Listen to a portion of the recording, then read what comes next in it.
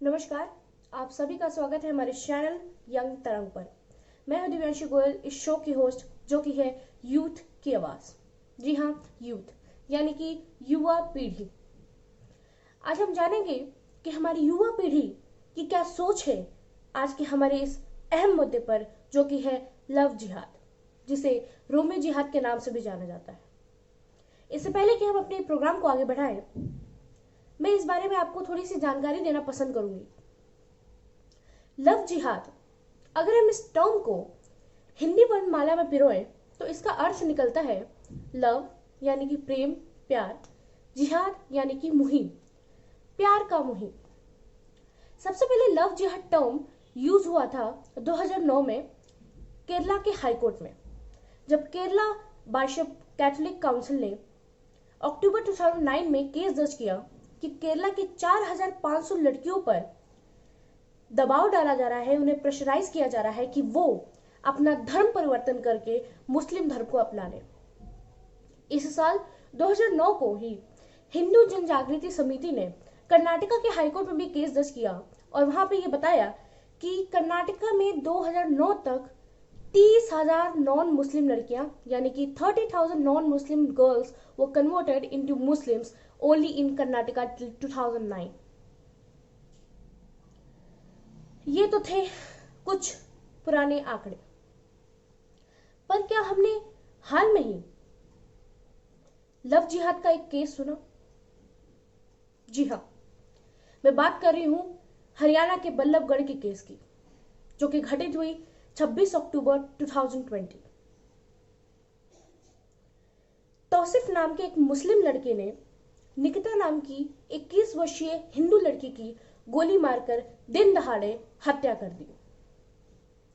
इसके पीछे कारण, लड़के ने कहा कि तुम मुझसे शादी कर लो और मुस्लिम बन जाओ, पर लड़की ने मना कर दिया। तो तैश में आकर, गुस्से में आकर लड़के ने उसे गोली मारकर उसकी हत्या कर दी।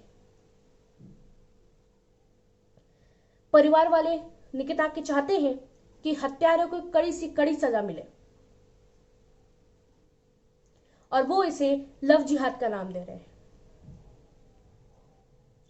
लेकिन क्या इस मामले को हम लव जिहाद कह सकते हैं या नहीं? ये लव जिहाद का एक केस है या नहीं?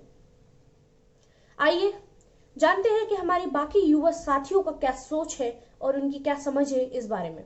आइए देखते हैं।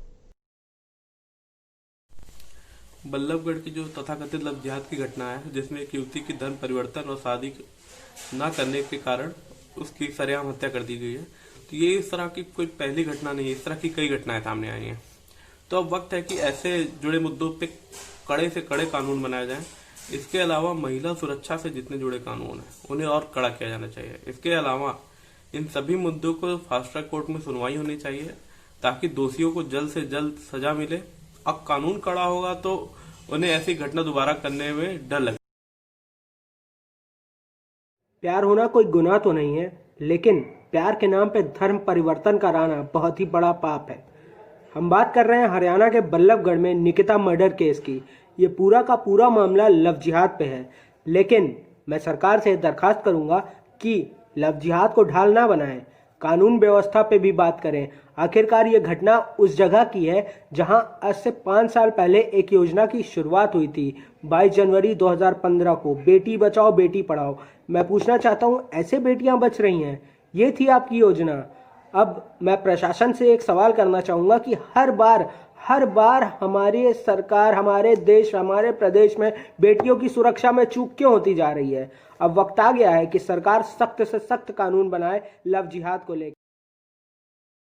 बालगढ़ में जो लव जिहाद की जो भी स्थिति दिख रही है, जो बहुत बड़ी केस आई है, उसके बारे में बताऊं कि मैं संक्षेप में कहना चाहूंगी, अगर कोई लड़की आपके प्यार को एक्सेप्ट नहीं करती या फिर अगर आपके रिलीजन में वो जाना नहीं चाहती, तो आप क्या उसके साथ मर्डर कर देंगे? आप उसके साथ घिनौनी हरकत करेंगे? या फिर अगले दिन अगर आपका वो प्यार एक्सेप्ट नहीं करती तो आप उसके फेस पर एसिड फेंक देंगे?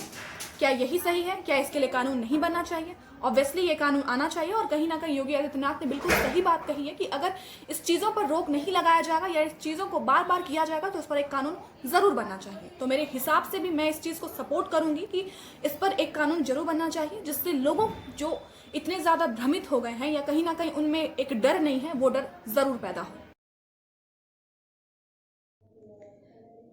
देखिए, लव जिहाद जो है, पहले तो मैं बता दूं कि जिहाद में जो जिहाद जो वर्ड है वो एक ऑक्सीमोरन वर्ड है और उसमें लव जैसा तो कोई नाम ही नहीं है। फिर भी कई अनगिनत ऐसे केसेस आए हैं जहां पे मुस्लिम लड़के ने अपने आप को हिंदू बता के और हिंदू लड़की से शादी की, और शादी के बाद उस लड़की को पता चला है कि वो हिंदू नहीं मुस्लिम है, और जबरन उस लड़की का धर्म परिवर्तन कराया गया।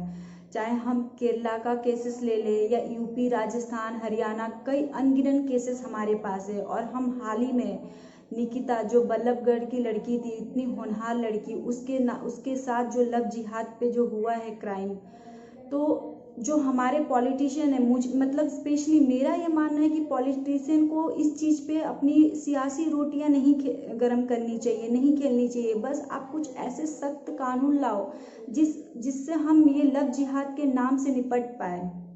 जैसा कि अभी योगीनाथ जी ने बोला है कि कुछ ऐसे सख्त कानून आने वाले हैं कि जो हम इस चीज़ों से निकल पाएंगे।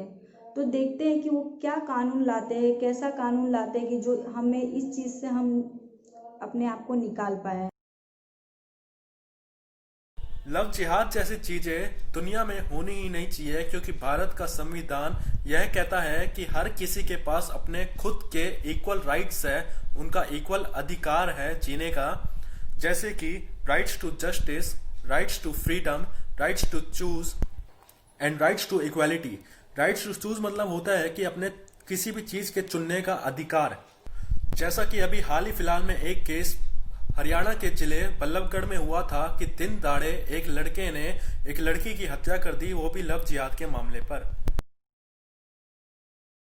More cases of love jihad till date in record that have targeted Hindu women and families. If they resist, they are raped and ultimately killed as a punishment. The recent horrifying incident where the daughter of Haryana has been shot dead just after 24 hours of Kanya Pujan in the name of love jihad, and that too in a state where Beti Padhao Beti Bachao Yojana first came into power. It's a matter of fact and great concern that the incident took place just outside the college campus, where there were no PCR vans or police officials. Also, there were many people walking past the incident, but they also didn't say a word. Now, the question here arises on the Constitution as to why is there a delay in judgment after such a heart-rending incident? And where are the bridges of humanity, secularism, justice burnt? How long will love jihad exist in India?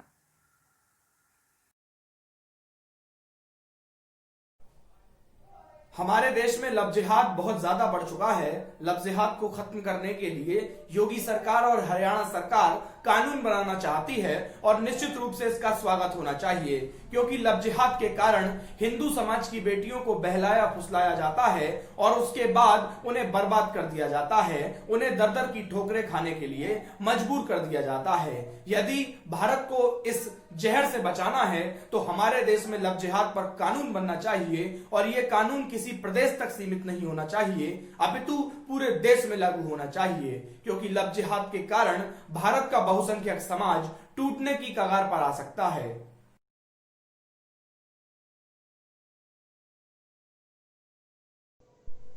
तो जी आपने देखा कि हमारे युवाओं का क्या सोचना है इस बारे में। हमारे चैनल का उद्देश्य सिर्फ इतना है कि हम हमारे युवाओं की सोच आप तक पहुंचा सके, एक जरिया, एक माध्यम बन सके कि युवाओं की सोच आप तक पहुंच सके। यदि आपकी इस बारे में कोई और राय है तो आप हमें कमेंट सेक्शन में लिख के ज़रूर बताएं। साथ ही हमारे चैनल के साथ जुड़े रहने के लिए इसे सब्सक्राइब जरूर करें और बेल आइकन दबाना ना भूलें, ताकि हमारी आगे आने वाली वीडियोस की सबसे पहले नोटिफिकेशन आपके पास पहुंच जाए। धन्यवाद।